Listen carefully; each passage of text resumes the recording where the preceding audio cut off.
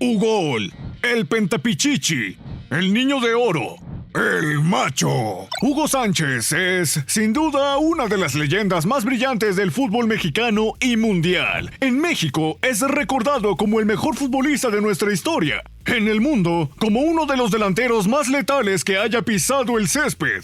No es casualidad que la IFFHS lo declarara el mejor futbolista mexicano del siglo XX, el más grande de la CONCACAF y el número 26 en el ranking mundial de esa centuria. En la segunda mitad de los años 80, Hugo brilló en el Real Madrid, siendo figura y máximo goleador.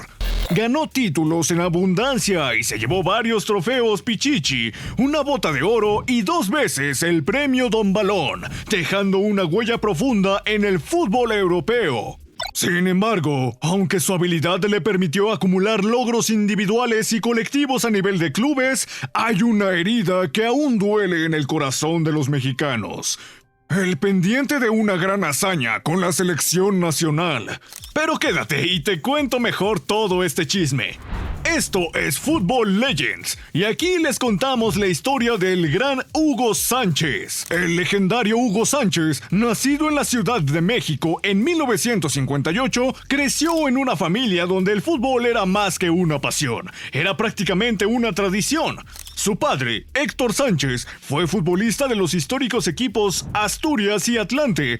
Y aunque el talento estaba en sus venas, en el hogar de los Sánchez también se valoraba enormemente la educación. Así, Hugo inició sus estudios en la Escuela Nacional Preparatoria de la UNAM y más adelante optó por la carrera de odontología en la misma universidad. Pero esa historia es un capítulo en su vida del que hablaremos más tarde. El camino de Hugo hacia el estrellato comenzó desde muy joven. A los 11 años ya estaba en la escuela de fútbol de los Pumas de la UNAM, trasladándose diariamente desde la colonia Jardín Balbuena, en el norte de la ciudad, hasta el sur de la capital para entrenar. Desde esos primeros años, su compromiso y disciplina auguraban la leyenda que estaba por escribirse en las canchas de México y, más adelante, del mundo. Desde niño se me había metido en la cabeza el buscar ser uno de los mejores delanteros del mundo, pero para ello necesitaba primero debutar en México, recordó Hugo en una entrevista. Apenas 3 años después, Hugo Sánchez, con tan solo 14 años, ya era convocado para integrar la selección mexicana que se preparaba para los Juegos Olímpicos, tras un brillante desempeño en el torneo de la CONCACAF. Fue en esta etapa cuando surgió el apodo que lo acompañaría para siempre, el Niño de Oro. Así lo bautizó el icónico periodista Ángel Fernández, reconociendo su talento y futuro prometedor. Al poco tiempo, ganó los Juegos Panamericanos y finalmente llegaron los Juegos Olímpicos de Montreal en 1976, donde Hugo, decidido a brillar, encontró un motivo extra para dar lo mejor de sí. Su hermana Erlinda también formaba parte de la delegación mexicana como gimnasta olímpica.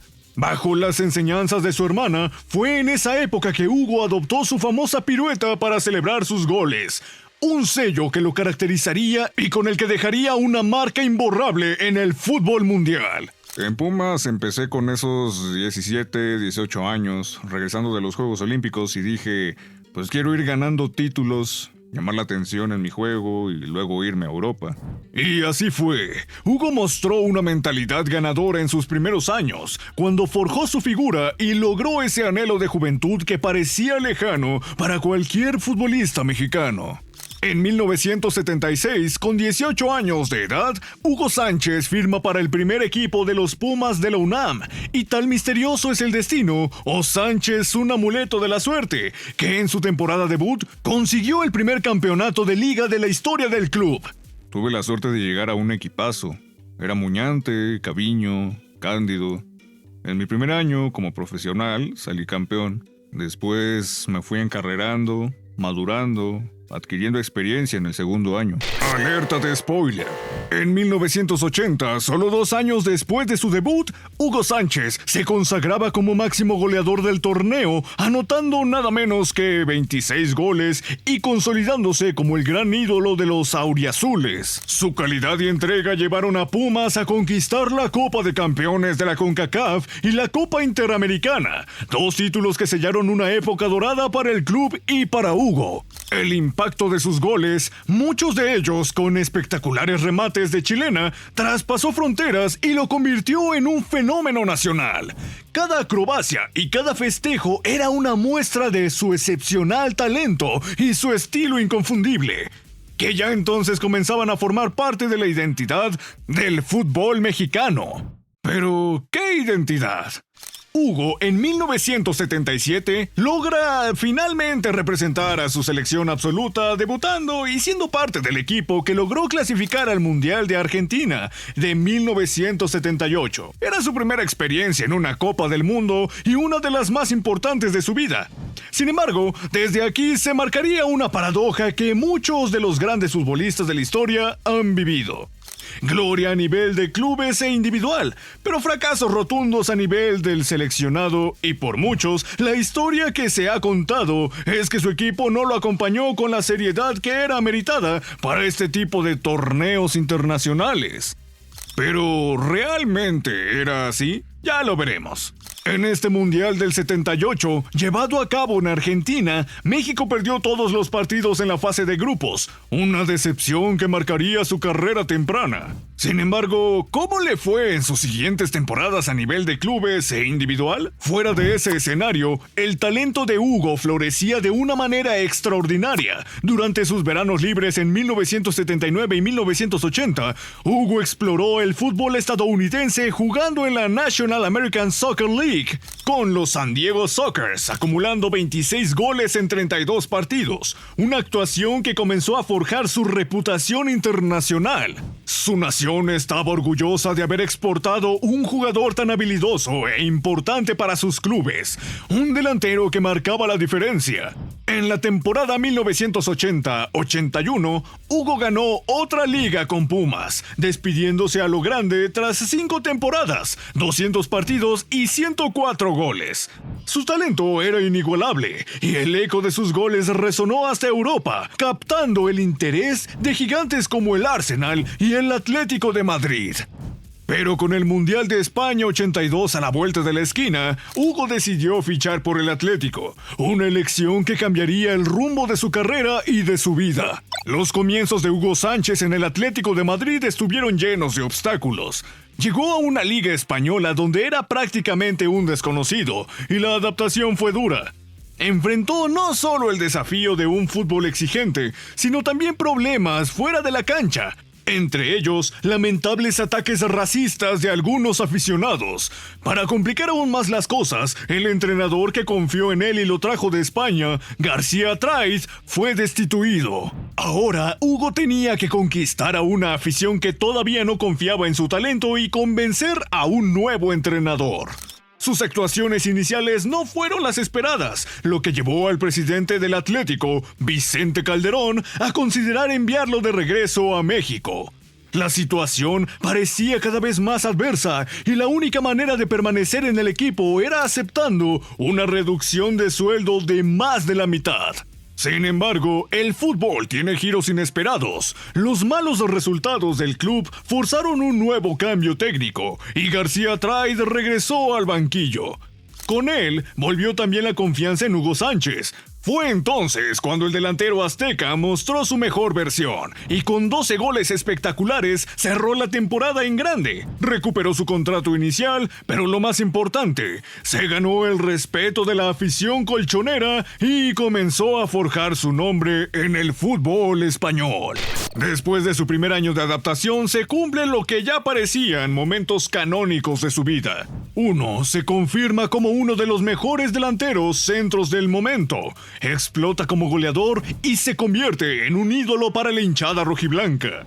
En su contraparte, México no se clasificó para el Mundial 82. A partir de la temporada 84-85, Hugo Sánchez se consolidó como uno de los delanteros más temidos de la Liga Española y del fútbol mundial. Su extraordinario rendimiento llevó al Atlético de Madrid al subcampeonato de Liga y le valió su primer trofeo Pichichi, con 19 goles que fueron la delicia de la afición colchonera. Su temporada culminó con la conquista de la Copa del Rey, donde anotó 2 goles decisivos en la final frente al Athletic Club, dejando claro que estaba hecho para los grandes escenarios.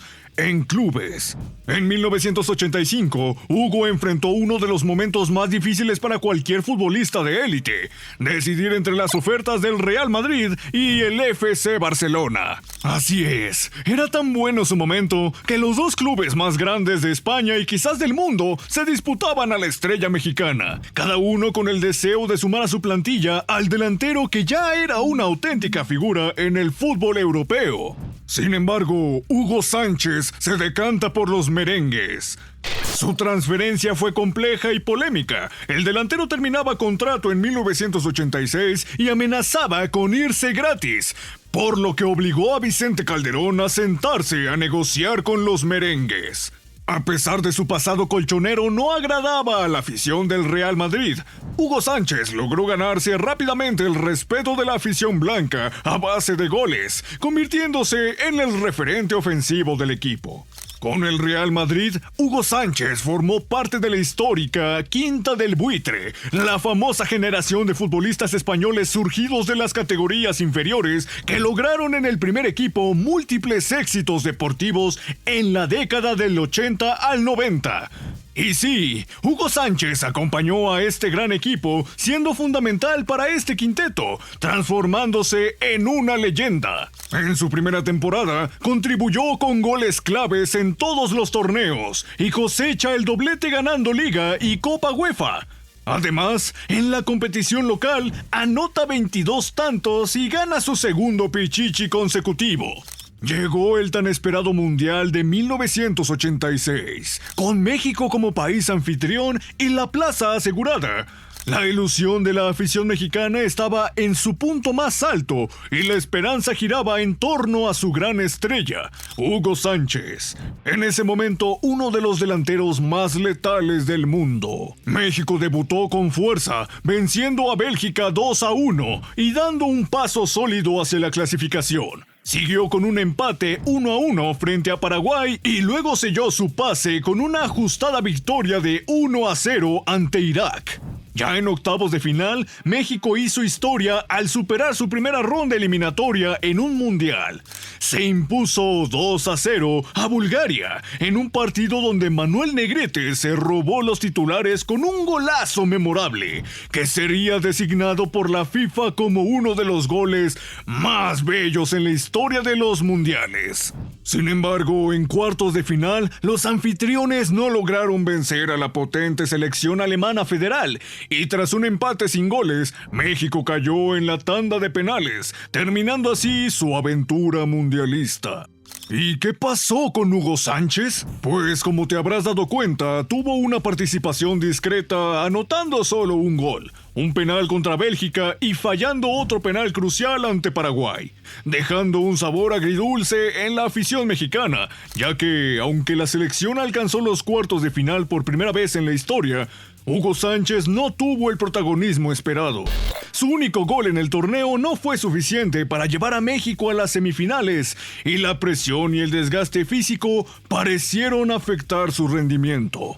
Sin embargo, la profecía volvía a cumplirse. Tras esta experiencia, regresó al Real Madrid con un hambre insaciable de gol, alcanzando su mejor registro en la temporada 86-87, con 43 goles en 54 partidos. Una completa locura.